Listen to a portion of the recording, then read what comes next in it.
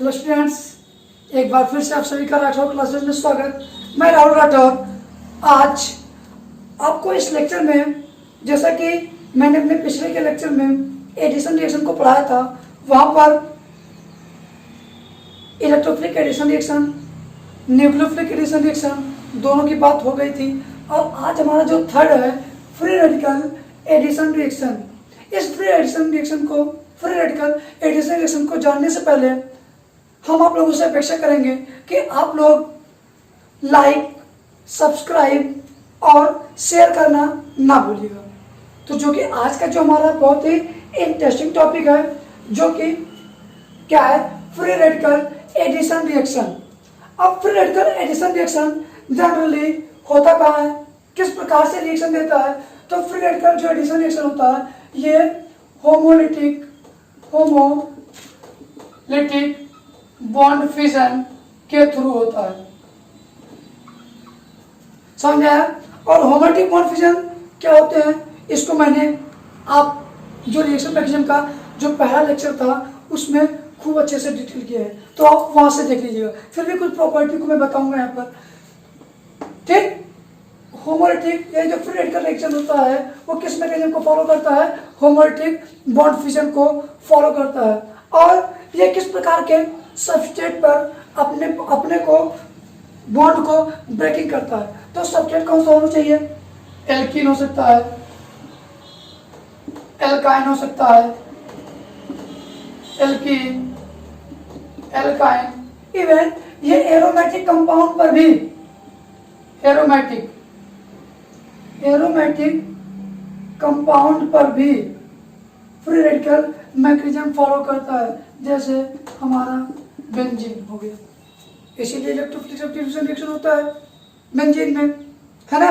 तो बाकी कैसे होता है हम सब पॉइंट टू पॉइंट वहां तक चलेंगे और हम ये जानने की कोशिश करेंगे कि पहले फ्री रेडिकल मैकेनिज्म किस प्रकार से होता है। होमोलिटिक बॉन्ड फिजन होता है, किस सबस्ट्रेट पे होता है? एल्कीन पे, एल्काइन पे, एरोमेटिक कंपाउंड पर हो सकता है। अब हम ये जानने की कोशिश करेंगे कि जो ये हमारा होमोलिटिक बॉन्ड फिजन होता क्या है, होमोलिटिक बॉन्ड फिजन होता क्या है, इसके कुछ कंडीशन के बारे में, कहाँ कहाँ ऐसा होगा कि हमारा होमोलिटिक बॉन्ड फिजन होगा। ठीक, और पहले इसकी बात करते हैं। जो कि होमोलिटिक बॉन्ड फिजन होगा, पहला मोस्ट इंपॉर्टेंट क्या है कि इन the presence of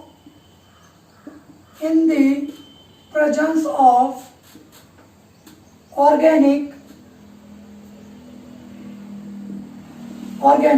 peroxide, in the presence of organic peroxide. जब कभी भी ऑक्सीजन यानी टू इलेक्ट्रोनेगेटिव एलिमेंट के बीच में अगर सिंगल बॉन्ड का फॉर्मेशन हो रहा है तो ऐसे बॉन्ड को पेरोक्सी बॉन्ड बोलते हैं। ठीक, तो ये हमारा हो गया पेरोक्साइड। पेरोक्साइड की उपस्थिति में कौन सा होगा? फ्री रेडिकल मैकेनिज्म को होगा। ठीक, और ये जो हमारा फ्री रेडिकल जो मैकेनिज्म होता है, एक चीज और बता दें आपको मोस्ट इंपॉर्टेंट, ये एंटी मार्कोनिका रूल को फॉलो करता है।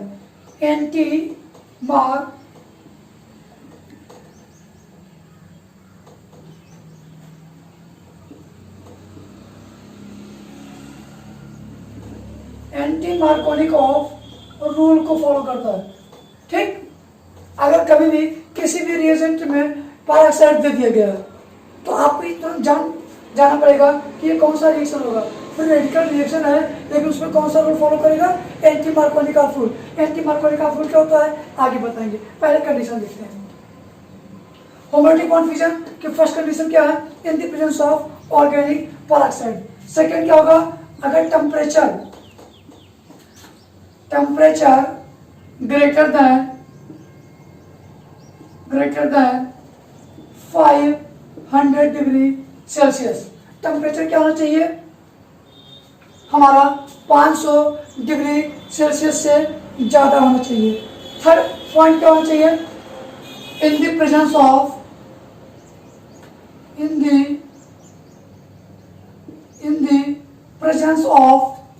एचन्यूलाइट एज अ पैकेट, जो बंडल के रूप में होता है ना, फोटॉन के फॉर्म में। अगर किसी भी रिएक्शन कंडीशन पे एचन्यूलाइट दे दिया गया है अथवा 500 डिग्री सेल्सियस टेम्परेचर से ज़्यादा दिया गया है अथवा ऑर्गेनिक पेरोक्साइड दे दिया गया है, तो उस कंडीशन में हमारा free radical addition reaction mechanism को फॉलो करेगा और वो एडिशन रिएक्शन किस रूल को फॉलो करेगा? एंटी मार्कोनिक ऑफ रूल को फॉलो करेगा। अब हम सबसे पहले ये जानने की कोशिश करेंगे कि एंटी मार्कोनिक ऑफ रूल होता क्या है। ठीक, इस कंडीशन को भूलिएगा मत, क्योंकि यही कंडीशन हमारा बेसिक पॉइंट बनेगा। तो जो हमारा mechanism of free radical addition reaction का है, उस मैकेनिज्म को हम किस रूल के अकॉर्डिंग देखते हैं? Anti Markovnikov rule. इस एंटी मार्कोनिक ऑफ रूल को एक और नाम से जानते हैं, जिसका नाम होता है पर ऑक्साइड इफेक्ट। कई कंपटीशन में कई नाम के थ्रू पूछता है, तो आपको इन सभी नामों को जानना बहुत जरूरी है। ठीक, तो सबसे पहले ये जानने की कोशिश करेंगे कि एंटी मार्कोनिक ऑफ रूल होता क्या है। जिस प्रकार से मैंने आपको मार्कोनिक ऑफ रूल पढ़ाया था, मार्कोनिक ऑफ रूल फॉलो कहा करता था? एसिमेट्रिकल एल्कीन पर। एक एक पॉइंट को समझते चलिए। तो ये हमारा जो एंटी मार्कोनिक ऑफ रूल होगा, ये कहाँ फॉलो होगा? एसिमेट्रिकल एल्कीन पर, चाहे एक हो चाहे अन कहो, एसिमेट्रिकल एल्कीन पर। मार्कोनिक ऑफ रूल भी वही फॉलो कर रहा था, एंटी मार्कोनिक ऑफ रूल भी यही फॉलो कर रहा है। ठीक, अब हम बात क्या करेंगे? पहले एसिमेट्रिकल एल्कीन बना दें।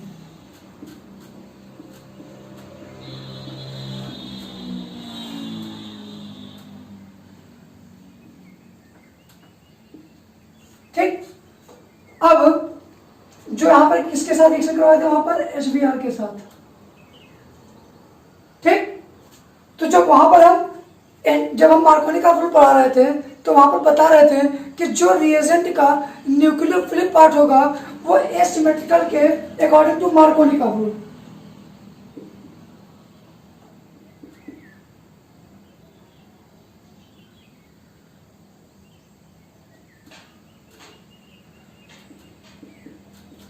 मार्कोनिक ऑफ रूल और एंटी मार्कोनिक, देखो दोनों में बहुत कंफ्यूजन है, पर दोनों के कंफ्यूजन को अभी दूर कर देते हैं।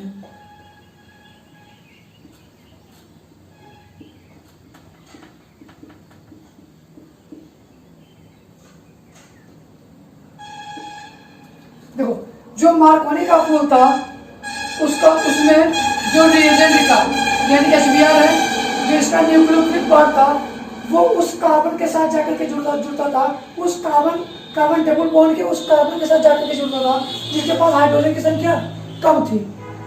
अब की बात एंटी मार्कोनिक ऑफ रूल में क्या होगा कि जो इसका न्यूक्लियोफिलिक पार्ट होगा, कार्बन डबल बॉन्ड के उस कार्बन के साथ जाकर के जुड़ेगा जिसके पास हाइड्रोजन की संख्या क्या होगी? ज्यादा होगी। समझ में आया? तो यहाँ पर यानी मार्कोनिक ऑफ रूल का जस्ट उल्टा क्या है? Anti Markovnikov rule. तो अगर इसके डिफिनेशन की बात करना हो तो क्या बोलेंगे? Anti Markovnikov rule, it is apply only asymmetrical alkene,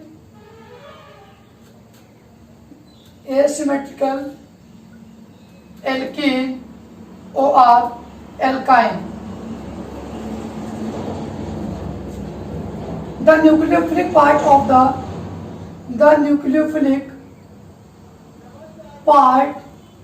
of the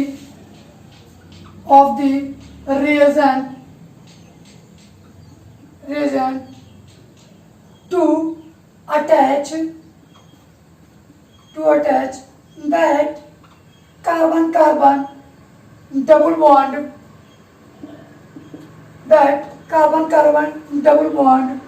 which have more number of hydrogen atom.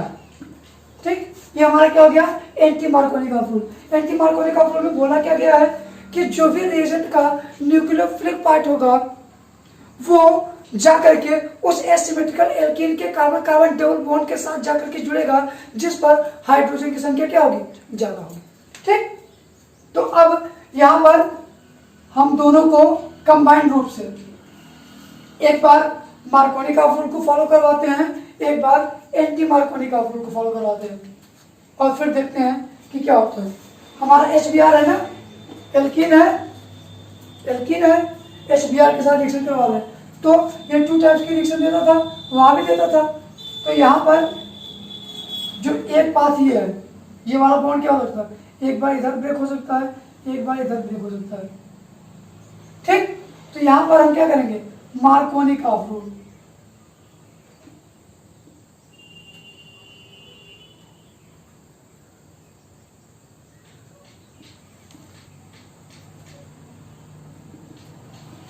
Markovnikov का रूल लगाते हैं। यहां पर एंटी मार्कोनिक,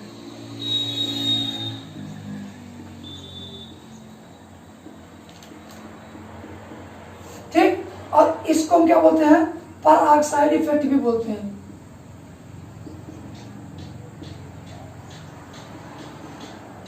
या एचन्यू लाइट दे दे या ऑर्गेनिक परऑक्साइड दे दे, तो ऐसे कंडीशन में कौन सा रूल फॉलो करेगा, एंटी मार्कोनी का रूल को, ये कौन सा फॉलो करेगा, मार्कोनी का रूल को। तो जब हम मार्कोनी का रूल लगाते थे, यानी मार्कोनी का रूल लगाते थे, तो क्या होता था, ये वाला बंधन ब्रेक होता था, इस पर पॉजिटिव चार्ज था, इस पर नेगेटिव चार्ज था, और जो रीजन का नेगेटिव पार्ट था वो कुछ कार्बन से जाकर के जुड़ता था, जिसके पास हाइड्रोजन की संख्या कम होती थी। तो प्रोडक्ट क्या बनेगा, CH3 CH Br CH3 CH2 है, नेगेटिव चार्ज है, H पास आकर के जुड़ जाएगा CH3। और जब एंटी मार्कोनी का रूल की बात कर रहे हैं, तो न्यूक्लियोफिलिक उस कार्बन कार्बन डबल बॉन्ड पे जाकर के जुड़ेगा जहां पर हाइड्रोजन की संख्या क्या है, ज्यादा है। तो यहाँ क्या बनेगा, CH3 CH2 single bond CH2 Br। कैसे हुआ ये जानने की कोशिश करेंगे। जब ये वाला बॉन्ड इधर आएगा तो इस पर निगेटिव आएगा, इस पर पॉजिटिव आएगा, और पॉजिटिव से क्या जुड़ेगा, ये जुड़ेगा, यानी जो ए पाथ था ये था, बी क्या था, ये था। जब इधर मूव कर रहे थे तो ये ए, इधर मूव कर रहे थे तो ये बी।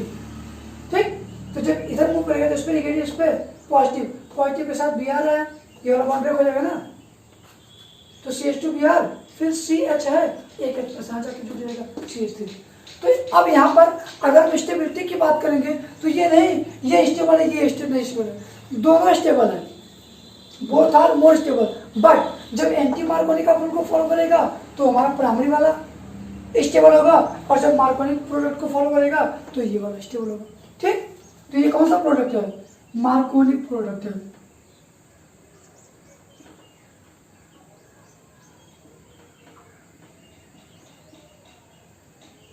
क्या है ये भी स्टेबल है। ये क्या है, एंटी मार्कोनिक प्रोडक्ट है।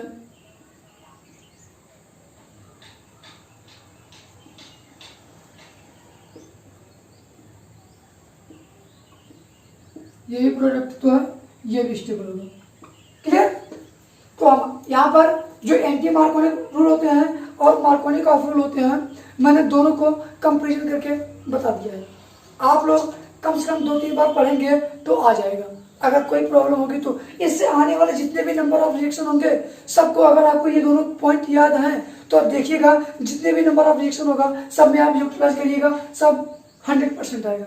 ठीक, तो अब मार्कोनिक एंटी मार्कोनिक का रूल हो गया। अब हम इसके मैकेनिज्म की बात करते हैं कि ये फ्री रेडिकल मैकेनिज्म को कैसे, जो यहाँ से यहाँ बना हुआ है एंटी मार्कोनी का रूल, और मैंने बोला था कि जो हमारा एंटी मार्कोनी का रूल होता है वो फ्री रेडिकल मैकेनिज्म को फॉलो करता है।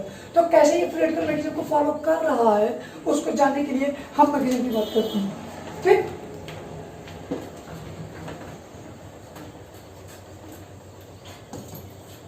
इसका फ्री रेडिकल जो मैकेनिज्म होता है ये 3 स्टेप पे कंप्लीट होता है। जो फ्री रेडिकल मैकेनिज्म होता है एडिशन रिएक्शन का, ये 3 स्टेप में पूरा होता है, completed in 3 step.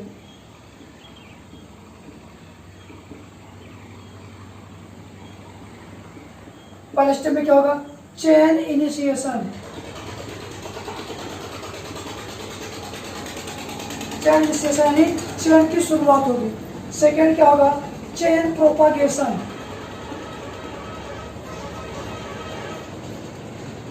Chain propagation. और लास्ट जो थर्ड स्टेप का होगा उसमें होगा चेन टर्मिनेशन, चेन टर्मिनेशन। अब इन सब की हम एक एक बार आपको समझा दें क्या होता है, नहीं तो वहां पर काफी टाइम लगेगा बताने में। चेन इनिशिएशन, यहाँ पे क्या होगा, फ्री रेडिकल मैकेनिज्म चेन की शुरुआत होगी। सेकेंड स्टेप में क्या होगा, चेन का प्रोपागेशन यानी चेन आगे बढ़ेगा, प्रोपोगेट होगा। और लास्ट में क्या होगा, चेन टर्मिनेशन, और चेन की ब्रेकिंग हो जाएगी, वहां पर टर्मिनेट कर जाएगा। ठीक है, तो चेन टर्मिनेशन में तो सबसे पहले स्टेप की बात करते हैं, चेन इनिशिएशन। देखिए चेन की शुरुआत कैसे करेंगे, इसको जानने के लिए सबसे मैंने बोला था कि जब हम फ्री रेडिकल मैकेनिज्म को फॉलो करेंगे तो वहां पर क्या लेंगे, ऑर्गेनिक पेरोक्साइड। तो इस रिएक्शन की शुरुआत करने के लिए हम क्या करेंगे कि हमारा क्या है, ऑर्गेनिक पेरोक्साइड। जैसे ही ऑर्गेनिक पेरोक्साइड हमने बोला था कि होमोलैटिक बॉन्ड फ्यूजन होगा, मान लेते हैं एसन्यू कंडीशन दे देते हैं। ठीक, तो जब बॉन्ड की ब्रेकिंग होगी फ्री रेडिकल में इस प्रकार से टूटेगा, एल्कोक्साइड में टूट गया। अब क्या होगा, इसी स्टेप में जो हमारा रिएजेंट था, रिएजेंट क्या था, यानी एक मिलकर इसको ले लें, और रिएजेंट HBr, ठीक, एल्कोक्साइड पर HBr अगर रिएजेंट ले लें तो ये यहाँ भी ये HBr जो है ना, ये एसन्यू कंडीशन में फ्री रेडिकल मैकेनिज्म को फॉलो करता है। ये इसकी बहुत ही इंपॉर्टेंट प्रॉपर्टी है चेन फ्री रेडिकल रिएक्शन के लिए। तो क्या होगा, ये वाला जब बॉन्ड ऐसे ब्रेक होगा, ऐसे ब्रेक होगा, तो ये H+, चूंकि यहाँ अगर ये जाएगा तो ये भी इलेक्ट्रोनेगेटिव एलिमेंट है, ब्रोमीन ये भी इलेक्ट्रोनेगेटिव एलिमेंट है, तो रिपल्सन हो जाएगा। इसलिए क्या हो जाएगा, ये जाएगा। जब ये जाएगा तो बनेगा क्या, ROH और Br निगेटिव के फॉर्म में हो जाएगा। ठीक है ना। अब जैसे ही हमको Br निगेटिव मिल गया, वहां Br निगेटिव अटैक करता था एसिमेट्रिकल एल्कीन पर, कार्बन कार्बन डबल बॉन्ड के उस कार्बन पे अटैक करता था जहां पर हाइड्रोजन की संख्या ज्यादा होती थी एंटी मार्कोनिका फुल पे। तो अब क्या हुआ, हमको न्यूक्लियोफिलिक रिएजेंट मिल गया। अब इसी न्यूक्लियोफिलिक रिएजेंट की हम सेकेंड स्टेप में उस कार्बन कार्बन डबल बॉन्ड के हाइड्रोजन पर अटैक कराएंगे। ठीक, तो यहाँ पर हमारा स्टेप फर्स्ट कंप्लीट होता है। स्टेप सेकेंड क्या है, चेन प्रोपागेशन।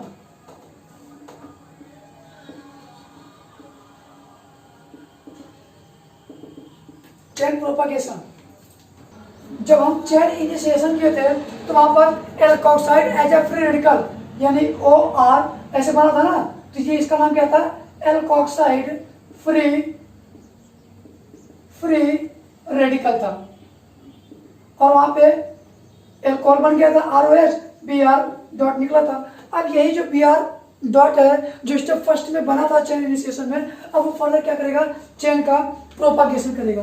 तो चेन के प्रोपागेशन किस प्रकार से होगा, अब यहाँ पर हम वो लेंगे सब्सट्रेट जो हमारा था asymmetrical alkene CH3 CH double bond CH2। जैसे ही Br डॉट जो कि ये मिला कहां से,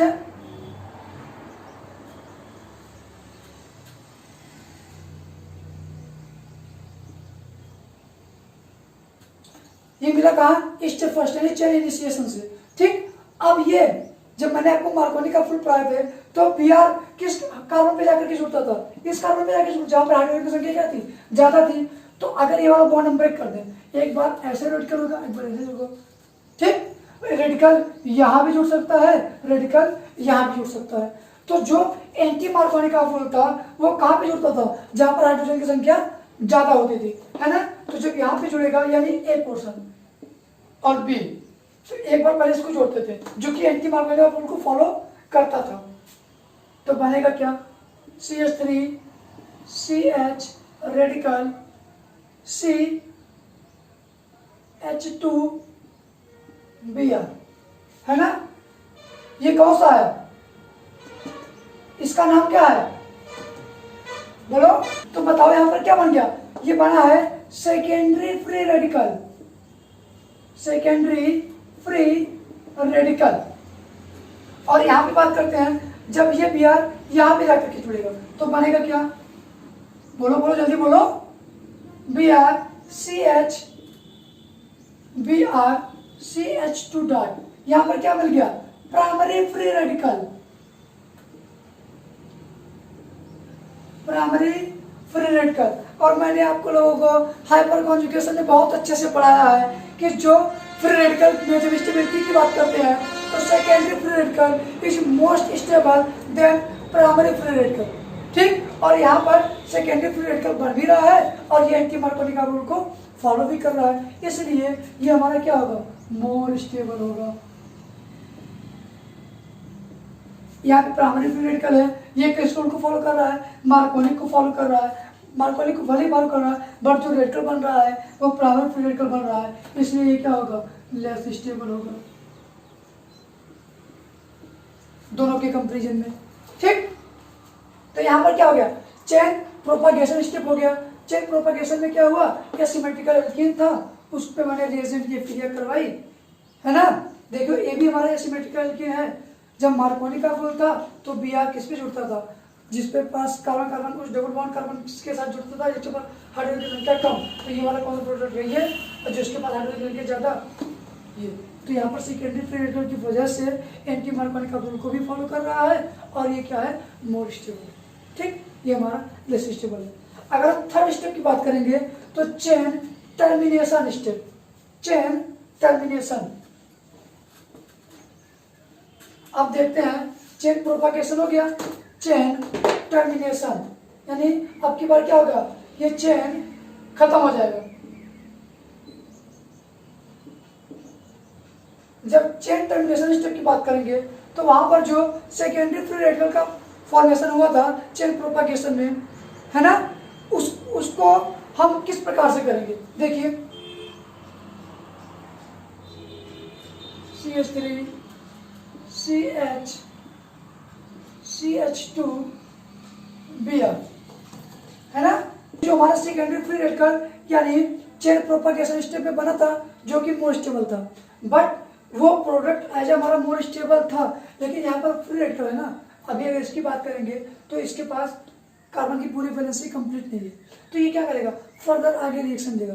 तो कैसे देगा, चेन टर्मिनेशन, ये हमारा लास्ट स्टेप है। अब इस चेन टर्मिनेशन स्टेप में जो कि स्टेप सेकंड में मिला हमको चेन प्रोपागेशन में सेकेंडरी फ्री रेडिकल, उसकी अब क्रिया अगर हम एल्कोहल के साथ क्यों करवा रहे हैं, क्योंकि जो मैंने स्टेप फर्स्ट में जब चेन इनिशिएशन किया था तो वहां पर जब एल्कोक्साइड आयन ब्रेक हुआ था, है ना, एल्कोक्साइड फ्री रेडिकल के फॉर्म में हुआ था, और वहां पर उसी स्टेप में जो रिएजेंट था HBr, जब इसके बीच के बॉन्ड को ब्रेक हुआ था तो ये बॉन्ड ब्रेक हुआ था, ये वाला जाकर के एल्कोहल का फॉर्मेशन हो गया हुआ था कि नहीं, और Br माइनस था, Br माइनस सेकेंड स्टेप में कंप्लीट हुआ। अब स्टेप थर्ड में चेन टर्मिनेशन स्टेप में जो स्टेप फर्स्ट से एल्कोहल मिला था वो फर्दर ब्रेक होगा, क्योंकि जो ऑर्गेनिक पेरोक्साइड है वो एज ए कैटलिस्ट के रूप में ही तो वर्क कर रहा है, और कैटलिस्ट का वर्क क्या होता है, उसी के उपस्थिति में हो रहा है ना, ऑर्गेनिक पेरोक्साइड की उपस्थिति में ही हो रहा है। उसका काम क्या होता है कि केवल केमिकल रिएक्शन के रेट को बढ़ा दे, यानी रिएक्शन को कंप्लीट कर दे, बट उसमें पार्टिसिपेट ना हो, और अब ये क्या अंत में एज सच बना रहे, तो फिर से ये ब्रेक होगा, इस पे फ्री रेडिकल, इस पे फ्री रेडिकल, चूंकि वहां पे दो फ्री रेडिकल बने थे ना, एक बचा था, एक बन गया था, एक बचा था ना, अब फिर एल्कोहल ले लिए हैं, तो जो इसका फ्री रेडिकल है इसके फ्री रेडिकल के साथ मिल करके फिर से ROOR यानी पेरोक्साइड का फॉर्मेशन बन जाएगा, और ये H जाएगा रेडिकल यहाँ पर जुड़ जाएगा, तो बनेगा क्या, CH3 CH, एक H जाकर के यहाँ पर जुड़ जाएगा CH2 Br, है ना। और यहाँ पर ये एंटी मार्कोनी का रूल को फॉलो कर रहा है ना, अगर इसको चाहो तो आपको अगर देखने में थोड़ा प्रॉब्लम है तो आप इसको ऐसे भी कर सकते हो, CH3 CH2 CH2 Br as alkyl radical बन गया कि नहीं। और एल्किल रेडिकल किस रूल को फॉलो करता है, एंटी मार्कोनी का रूल को फॉलो करता है, इसका मतलब ये हमारा सही है। आई होप आप लोगों को अच्छे से समझ में आ गया होगा और मैंने अपना 100% देने का प्रयास किया है। अगर आपको थोड़ा बहुत प्रॉब्लम भी है तो आप 2-3 बार पढ़ेंगे तो आपको हर एक मैकेनिज्म समझ में आएगा। मैं जितना भी लेक्चर डालूंगा, इवन हर एक रिएक्शन का प्रत्येक मैकेनिज्म किस किस स्टेप के थ्रू हमारा रिएक्शन आगे बढ़ेगा, मैं बताने की कोशिश करूंगा। और आप लोगों को जहां पर समझ में ना आए, प्लीज आप लोग कमेंट बॉक्स में जाइए और उस पर टाइप करिए कि आपको क्या समझ में नहीं आ रहा है, और मैं आपको उसके नेक्स्ट लेक्चर में समझाने का प्रयास करूंगा। तो आज का हमारा वीडियो यहीं पे समाप्त होता है। हम आप लोगों से आशा करेंगे आप इसको काफ़ी ज़्यादा आगे बढ़ाओगे, ताकि जिससे इस लॉकडाउन में इस महामारी जो बीमारी चल रही है, इसमें सब लोग घर बैठे आप लोग पढ़ाई करिए। मेरा यही उद्देश्य है। Thank you for watching in this video.